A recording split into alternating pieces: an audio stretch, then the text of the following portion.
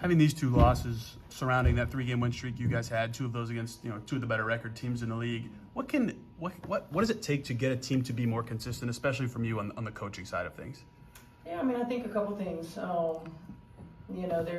There's always got to be a high attention to knowing personnel.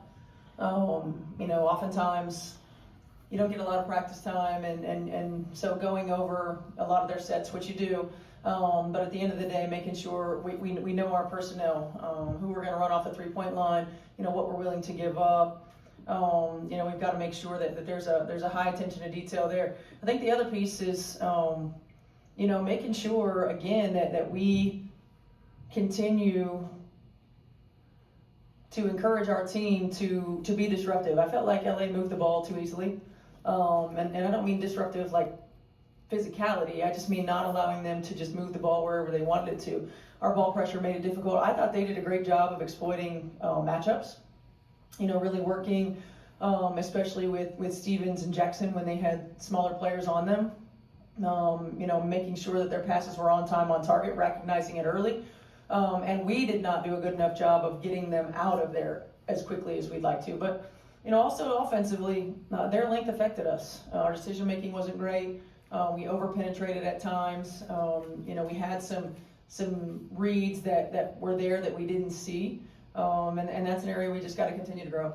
Both Sydney and Natasha said you guys fouled too much. The Yeah. numbers, we could see that. When you see that happening a lot, is it a defensive breakdown? So you're late and you foul. What do you feel like thematically led to that happening too often today? Yeah, today it's been like all of it, all season. Yeah. I feel a couple things. One, sometimes we're late at the point.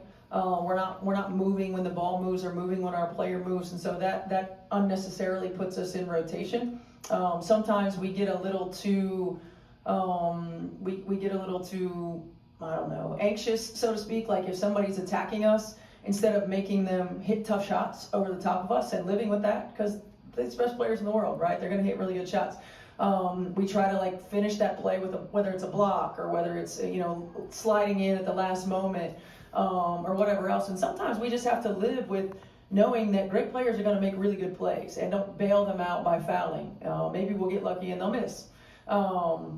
But there's a lot of things that go into that. At the end of the day, we got to be more disciplined. I didn't feel like we guarded our yard very well. I felt like we had times where we got them going the direction that we wanted to, and we bailed them out by fouling. But they did a good job of continuing to just put their head down and attack us and force us into those fouls.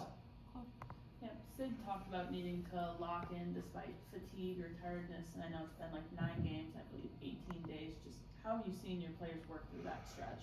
Yeah, this is a group that's pretty locked in, in terms of their energy, their effort, understanding what we're trying to do. But it takes another gear sometimes. If there's a day where you feel like maybe you're a step slow, our anticipation has to be better. Our activity has to be better. If there's better ball pressure, it gives us an opportunity to make up that step, right? If our activity level is a little bit better and we're anticipating when the ball moves and what action they're going to get into, it gives us a little bit of margin for error for that step that we might be slow. So we have to combat, if there's some physical tiredness, we have to combat that with mental sharpness. And that's a skill that you have to practice, right? That's a skill that we have to practice. We have to exercise it. We've got to continue to get better and grow in it. In terms of the fourth quarter, they had all but one of their buckets was inside the paint. Was that them just being able to get into the paint and get whatever they want because of that point of attack defense like you're talking about? Yeah, they had that and 9 free throws. So, I think they just put their head down and started to attack us. They did a really good job of recognizing, when our guards, our small guards got switched on to, whether it's Jackson or Stevens.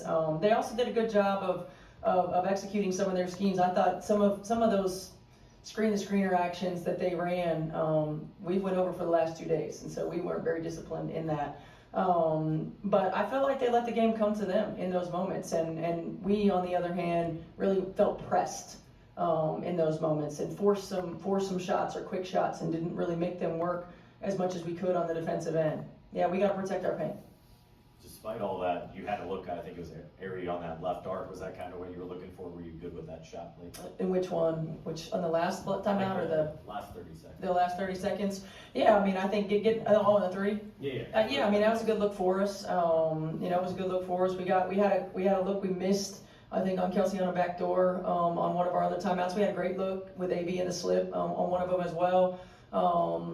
You know, even at the end of the game, I know it's tough because Azare Stevens is on the ball and it makes it really tough. I thought Soap was open over the top. But sometimes when teams play with that physicality and use that length, it causes you to rush a little bit, whether it's rushing a shot, rushing a read. You know, it closes the gap, narrows the gap a little bit more. In that last minute, last seconds, what's going through your mind when you get chances? I mean, you did get the ball back. It wasn't like they could monopolize it. You had a few shots, 3 times really, I think, to get a shot at. You think this one's got to go, this one should work, anything like that? No, just really thinking about execution and what positions we want to put our players in when we're using the timeout. You know, and then while the shot's going up, it's you know, looking to see if it's the high quality shot, if it's a shot that we want to get. I mean, look, there are going to be days where you make shots and miss shots. I mean, that's part of it. That's why I thought, you know, AB had a really good look at the end. You know, and so sometimes it just doesn't fall your way. So we're looking more about execution. I didn't feel like our execution was all that good at the end. I felt like in our reset timeout, it wasn't very good either. And you know, that's on us, continuing to make sure that we are going over that, you know, as often as possible when we have our practice time, and making sure that we're sharp in those areas.